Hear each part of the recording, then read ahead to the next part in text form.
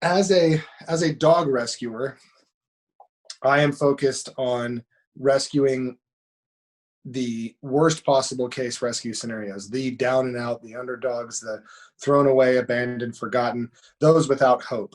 And in many cases, that involves rescuing and saving those who are on their last legs, those who are not going to survive for very much longer. These are essentially hospice case dogs that, rather than have them die at a shelter where they are confused and their energy transitions, over the rainbow bridge and into somewhere else in a very chaotic, sad, unfulfilling state, I would much rather prefer to pull those dogs, give them a glorious last week or 2 weeks or a month or however long it takes for them to lovingly pass, and really celebrate the process. Give them a chance to kind of take a deep breath, to feel loved, to pass as a sentient being should pass, which is surrounded by love and kind of appreciated. So, we started to do that because we had so many shelters reaching out to us. It was, in our area, we have 6 shelters. They're all kill shelters, meaning they all euthanize animals that come in. And we had the space to do so. We had the foster network to do so. And it was something I was very passionate about. It was kind of initiated by a dog named Alice, and Alice had lost half of her face to chronic abuse. She was a breeding bitch, and she was kept in a kennel for probably a decade, maybe more. She was probably 16 or 17 when we got her, and her mouth had just eroded. So she had a series of, she looked like a skeleton, literally, because she had this exoskeleton on the outside because the skin had worn away around her mouth. And bless her little heart, she just wanted to live, and the staff at the shelter at Kern County Animal Services, they didn't need to beg me. They knew I would take her, and they just said, this little girl is so sweet. We need to do something for her. We don't think she's going to live very long. And so we brought her into our home, and it was just when I started dating my wife. And How did she take it was it? really beautiful. Sorry? How did she take it? How did she handle that? Sounds like it's pretty graphic and pretty tough. Yeah, well, it was, she's used to rescuing too. She's an animal rescuer. The way I met her was through, she being on the board of directors for a Los Angeles area rescue called CARE. So she was very familiar. It was heart-wrenching, but it was also quite uplifting because you saw her get a little bit better every day. I started dosing her with CBD. She started to get vibrant. She started to follow me around. She started to perk up and not shake. And, she became quite comfortable. One day, she basically passed away in my arms. She was just sitting there How with long me. had I you was getting had ready to her at feed that, her. Zach? How long had you had her at that point? Several weeks. So she'd been with us for several weeks and kind of just improving a little bit here, a little bit there. And I was getting ready to feed her, and she just basically had a mini seizure and then keeled over. So I picked her up, administered CPR, which was not hard to do because she's so small. I could do it in my hand. And canine CPR is very different from, well, it's similar, but it's also very different from human CPR because you're giving chest compressions in a different way, kind of.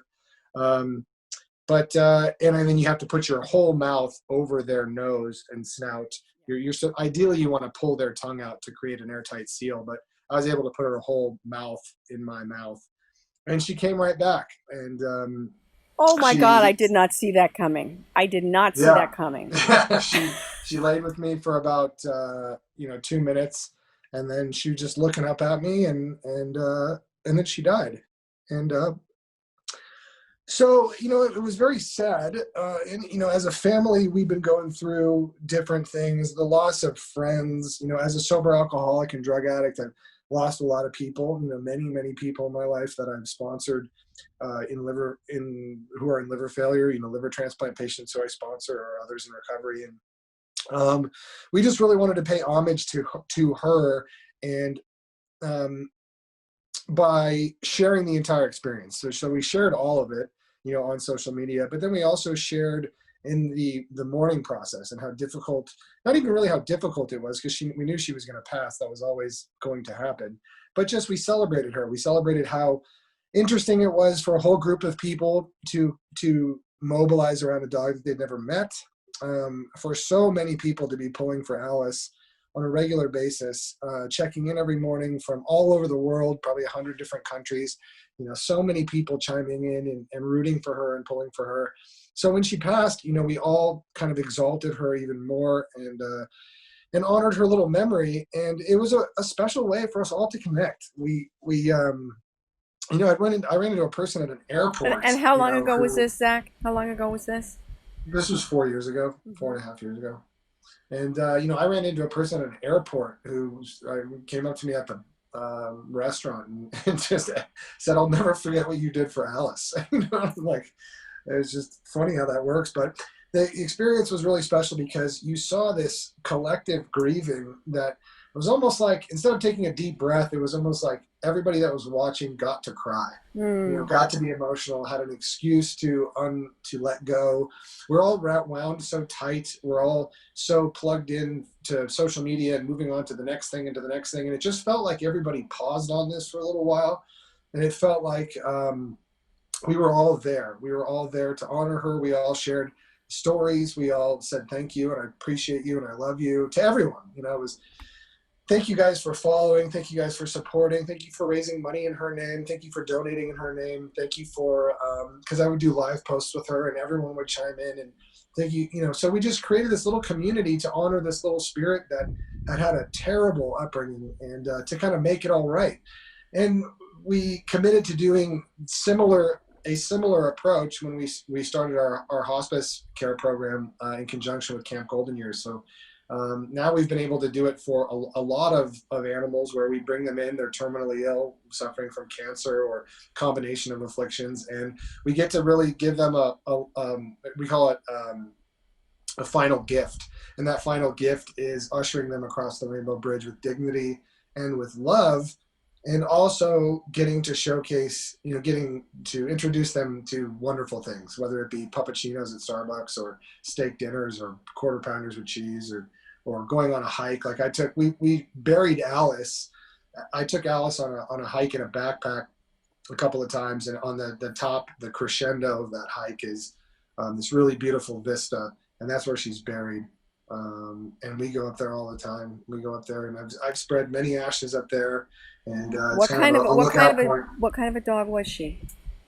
It's hard to say. She was a little kind of a terrier, Chihuahua, something. Your kind of typical American shelter mutt, a combination of several, I guess, small breed mutts. But she may have been like if I had to guess, I would say like a Yorkie terrier. She would have been very beautiful, but she was so run down by life that she didn't have much of that left. She looked quite horrific to some by conventional standards. Half of her face was like missing. There was no skin, no soft tissue. It was just her skeleton kind of on the outside. Can I ask you a couple of questions?